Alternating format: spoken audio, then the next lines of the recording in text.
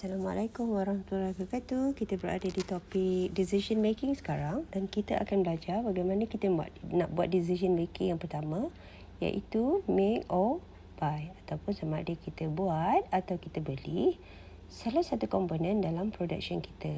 Okey. Untuk ilustrasi, contohnya seperti begini. Contohnya kalau kita nak buat strawberry tart strawberry, okey, contohnya ya.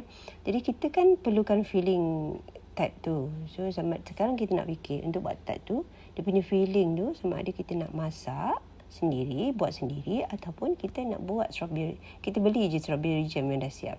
Okey, yang mana boleh menjimatkan kos. Jadi kita lihat contoh soalan. Okey. Jadi kalau kita buat RM11, tapi kalau ada external supplier tu, dia kata beli je daripada dia dan dia akan jual RM10.50.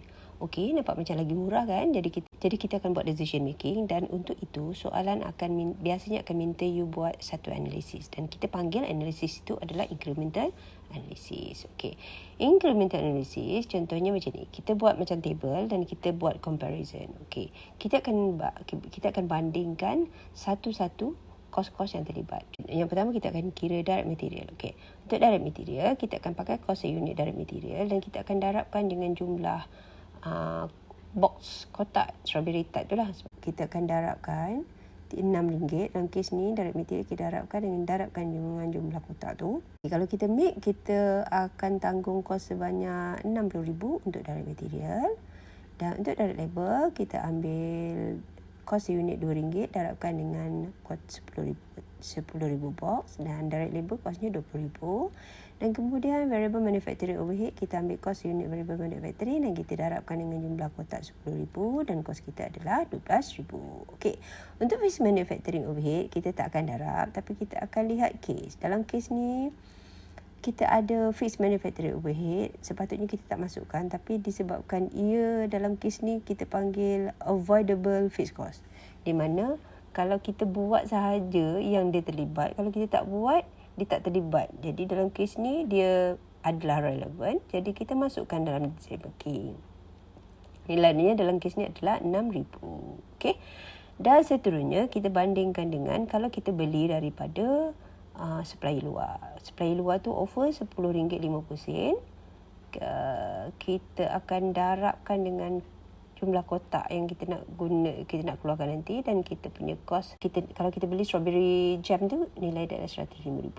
Okey. Jadi untuk buy tu, kalau kita buy kita tak ada direct material, jadi bezanya adalah RM60,000.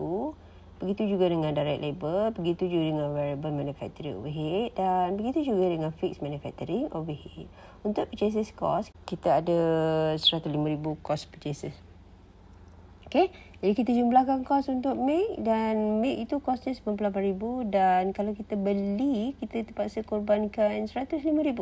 Okay, jadi perbezaannya adalah sebanyak RM7,000. Kalau kita perhatikan di situ, nampaknya macam make tu kosnya sebenarnya lebih rendah daripada kita beli. Okay, jadi seterusnya soalan akan minta you buat decision sama ada nama syarikat perlu tak kita beli daripada supplier, dan kita dapati tadi bahawa nampaknya macam tak perlu kan. Okey, jadi cara kita jawab, kita buat macam ni. Sweet Paris should make the jam big because the net income will decrease by 7,000 if the company buy the strawberry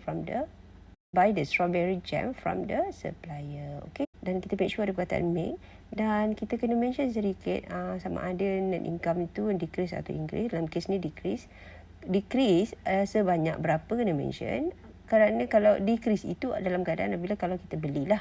Jadi disebabkan itu kita make. Okey. Itu saja cara kita buat decision making berkaitan dengan make atau buy. Okey, itu saja. Terima kasih. Assalamualaikum warahmatullahi wabarakatuh dan salam sejahtera.